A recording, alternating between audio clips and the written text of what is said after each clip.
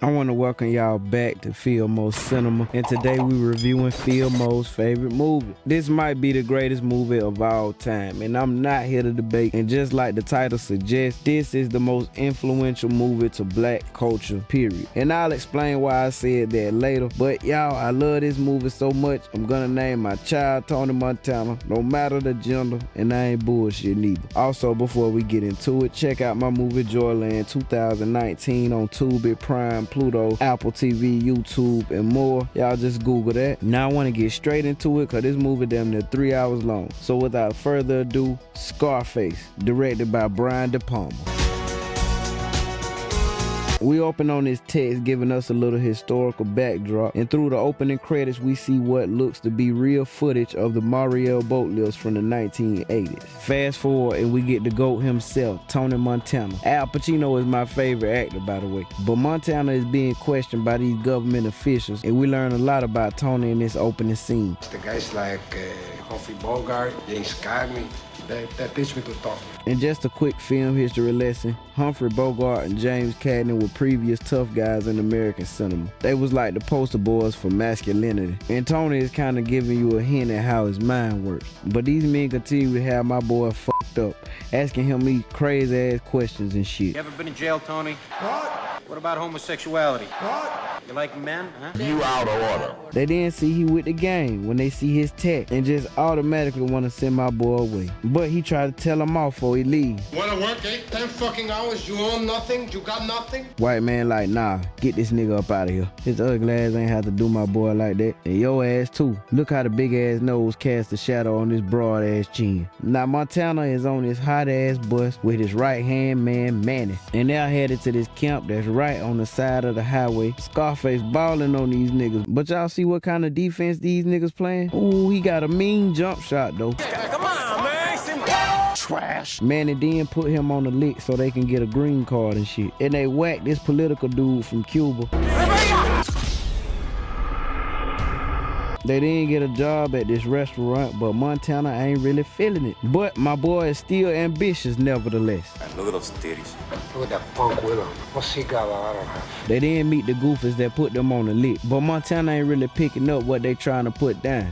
What's with this dishwasher, Chico? Get that to hit Rebecca cheaper, dude. $50. Man, he got Tony fucked up. Little ugly ass boy, tap dancing frog looking ass boy. Why you ain't do that then, Nink? Bro, I fired your once upon a time in Cuba looking ass so guacamole. Chill. We got the dope coming in, nigga. They didn't get the idea to send them on another mission in Vice City. See what you got going on? You trying to get your bands up. You ever sold dope before? Hell nah. They say to hell with this dishwashing shit and they take Omar's offer. But peep this, they get to the lick and Buddy acting real suspicious, asking Tony all these silly ass questions. Where you from, Tony? What the fuck difference does it make where I'm from? Whole time this Frankenstein head bitch got a damn cannon under the pillow. It was a setup and man out here trying to holler at hoes. One of Scarface's boys get brutally unalive with a chainsaw. They finna get Tony next. Hey, cara cicatriz. Fuck you. But Manny goof ass finally come through, causing them to get the ups. Chichi, get the yale. Montana so pissed he gun old boy down in the middle of the street in front of everybody. After this they go meet the big dog Frank, and he goofy. But Montana make a good impression on old Frank. He got old Omar hating on him already. Montana then sees Frank's girl Elvira for the first time. He can't keep his eyes off her. I don't know what he's seeing her, cause she a stone cold bitch that say crazy shit. If anyone ever wanted to assassinate you, you wouldn't be too hard to find. Who the hell would want to kill me? They didn't go to the Malibu. Y'all know that club from Vice City. Frank being obnoxious, annoying everybody, but he giving Montana the game. Shawty gets so annoyed, she like, damn this, and get up and wanna dance. But she asked Tony, and he like, hell yeah. Tony trying to shoot his shot. She ain't feeling it though. Manny trying to warn Tony about trying to boss his old lady, but Tony like, fuck Frank goof ass. So it's now 3 months later, and our heroes done got some new drip and starting to feel theyself a little bit. Tony is getting more philosophical. This sound like a great big pussy. Waiting to get fucked up. Then you see Manny, he trying to show Tony what the hell the ladies like and shit. You know how you pick up chicks in this country? Fucking thing that look like a lizard. He tried to put his pimping to the test, but failed miserably. Look at that. They go scoop Elvie up, but she not fucking with the whip. In the next scene, Tony at the dealership trying to impress Elvira. He flexing hard too. Nigga like, yeah man, I need them fog lights for the space buzz when I ride through the galaxy. But Tony funny as hell though. This why this character so good. In most gangster movies, they act like a nigga can't smile and joke, but it's good to see these traits from Tony. Makes him a well-rounded character. Next, we get this Vertigo shot, named after the Alfred Hitchcock movie Vertigo, but I think it is used because this is the first time we see Elvie and Tony engage in the use of yayo. He gets so geek, he try to kiss her, but slowly but surely, she getting more interested. Scarface then go visit his mother. Y'all just look at the sky, man, in the background. Shout out to the cinematographer on this movie, man. But he reunited with his little sister Gina, who he really loves. I'm talking about really loves. He trying to get his mama some money, but she refused, flip out, and then kick him out the house, period. Tony and Gina go outside and she apologized for her mama actions. He give her some money though, but Manny called her beautiful and realized this nigga do not play by his sister. Montana and the Gargoyle then go to Colombia to meet the plug. That's when we meet Sosa, the suave, smooth drug kingpin where Chief Keef nickname come from. And you can look at Sosa and tell he ain't the man to be fucked with. Nigga got on a zipper jacket that got buttons at the top. They talking business though, and Omar keep getting mad cause Tony keep taking control of the conversation. Now I want y'all to pay close attention to Shades right here. And it's the first time I ever paid attention to this out of the 1,000 times I done seen this movie. And notice his position behind Montana too. Tony don't even notice him. Shades gonna pop back up later in a major way though. The meeting is then interrupted by this long chin face ass man. Him and Sosa get on the phone and shit getting intense between Omar and Tony. Started doing this fucking business, so shut the fuck up. Tony pissing him the fuck off. Y'all peep Tony eating the lemon. He acting po by doing this because you ain't supposed to eat the lemon. See, Pete Omar. But Sosa convinced Omar to go with Shades now. Why don't you leave your friend here? Hell no, man. What the? Which is scary itself. Cause what the hell y'all want? And y'all peep Shades here. He always behind a bit and you never see his eyes. They end up deleting Omar ass and Sosa and Tony end up talking and Tony end up closing a deal with Sosa. But Sosa tell him some mean shit. Tell you one time, don't fuck me, Tony. What? Frank ain't too happy when Tony come back. Tony is getting too big for his britches, as they say. Fuck Gaspar Gomez and fuck the fucking Diaz brothers. Fuck them all. I buried those cockroaches. Frank tried to tell Tony some real shit though. Your friend, Sosa, let me tell you something about that greaseball cocksucker. He is a snake, that's what he is. The guys who last in this business are the guys who fly straight, low-key, quiet. But the guys who want it all, they don't last. After this, Tony finally break through to Elvie, and she finally pick up what he putting down. Montana then go to the Malibu and see Gina there, which pisses him off. He then get confronted by this undercover cop. I think his name Mel though. Then he spots Elvie and cop a squat next to her, but Frank walk his ass up there, but Tony chomp him off real quick, which upsets Frank. Tony then spots Gina, and her and old boy getting a little frisky. Lift all over here. Ooh, no, we good, baby. We straight, I'm telling you, I'm really six ass, freak ass. Oh! See, Tony! Ho ass! What you doing, Tony? He ended up slapping her and walking out that bitch. Later that night, these two serious looking Chicos laying on Tony. Meanwhile, Manny taking Gina home and she slick shoot her shot. Manny seemed like he ain't going for it though, but y'all make note of this. Back at the club, we get this damn Humpty Dumpty shit prancing around and the hitters make their move on Tony. He ended up getting out of there and taking them out. Tony, being the street smart nigga that he is, goes to one of Frank's boys and tell him to call Frank exactly at 3 a.m. What you gonna say? We fucked up. He got away. Which gonna lead us into our next scene, which is one of my favorite scenes of the movie, if not my favorite scene. They go in Frank's office in front of this fire-ass background and wait exactly till 3 when Frank gets the call. Hello. Hey, Frank, you piece of shit. Frank go out like a sucker, begging Tony for his life. Get him! Jesus, get him now! He get Manny to blow him down though.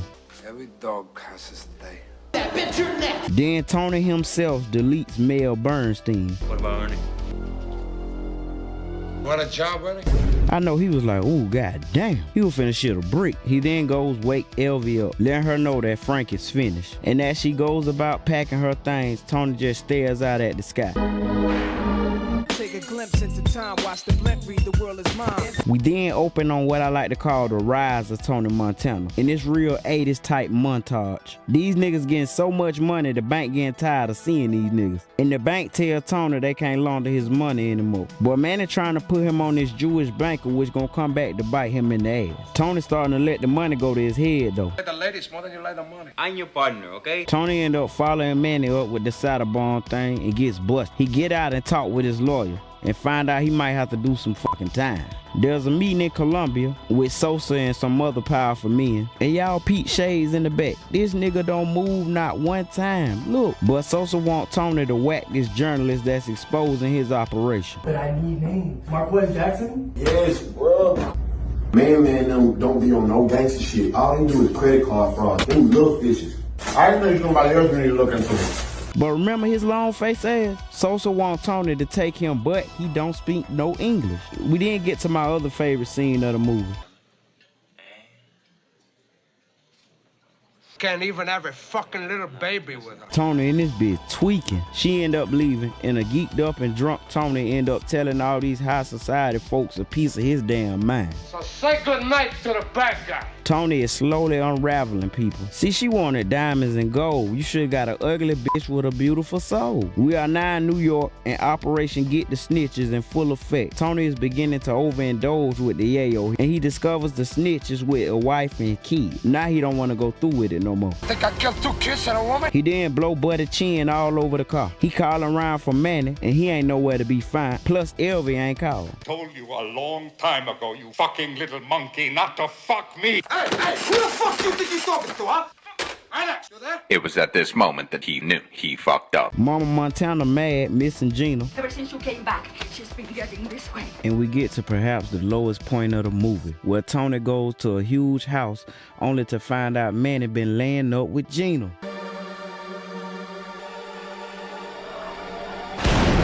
Tony has a look of immediate regret as he stares forward blankly. Gina is distraught when they make it back to Tony's, and now he getting high as ever. I guess to numb the pain, but Sosa here to starting to infiltrate, and these niggas ain't come to play. This nigga Sosa sent the whole army up this bitch. Gina crazy ass come in and start shooting at Tony, and she hit him. Gina then get shot, but Tony get rid of him quick. We then proceed to get one of the most imitated and influential endings ever in the history of cinema, and probably the most famous quote in cinema too. Say hello to my little friend. Tony proceeds to shoot it out with Sosa's hit squad. Man, Frank warned your ass how Sosa was coming. He is a snake, that's what he is. You turn your back on him, you stick it in. But couldn't nobody tell you shit. You thought you was so damn smooth. Look at you now. But Tony proves to be hard to kill because he take out about 30 of these niggas. But it's like the henchmen just keep respawning. It's like a damn Call of Duty game or something. That goddamn Shades don't play, do he? This nigga the real savage in the movie, cause my boy don't do no talking. And he credited as the Skull in the credits, by the way. But I wonder why they call this nigga the Skull. He sound like a damn Marvel villain or something. I wouldn't let this nigga walk behind me for shit. But at some point, Tony just say fuck the guns and just start taking the bullets. As some would say, like a real G, or just damn stupid. Guys want it all. Gas, pay, flash. They don't last. And I love how they pay homage to the original Scarface. They then proceed to dedicate the film to Howard Hawks and Ben Hecht, who are the director and writer of the original 1932 Scarface. This shit really the greatest movie ever, man. And man, I know that damn Sosa was pissed. Man, Shay told me everything, nigga. Don't say nothing. How the fuck did y'all let this Jiminy Cricket suit wearing ass nigga take out all my niggas? Bitch, I want all the smoke. Bring your chimpanzee face ass back to Colombia. Motherfucking cocksucker, pussy ass nigga, motherfucker. I took you out the fucking house. Man, I swear I could watch this movie 100,000 times and never get tired of it. Scarface is a perfect movie, from the cinematography to the wardrobe to the characters to the plot.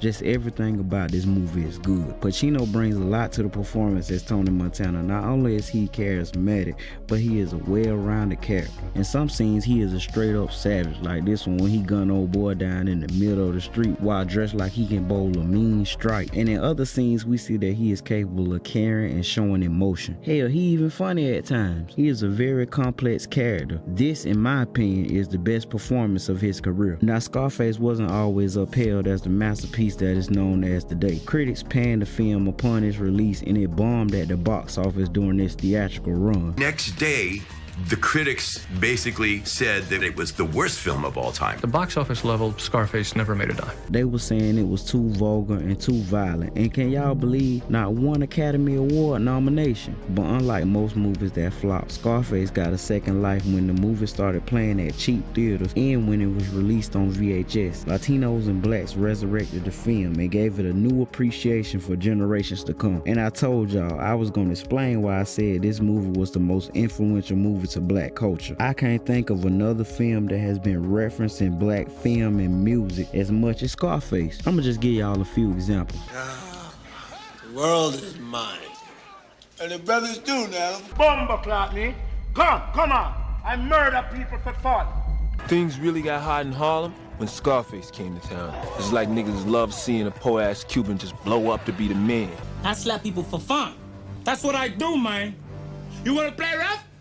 Huh? Bro, when you go to hell, make sure you say hi to Frank. You okay? I will break your fucking balls all over this fucking time.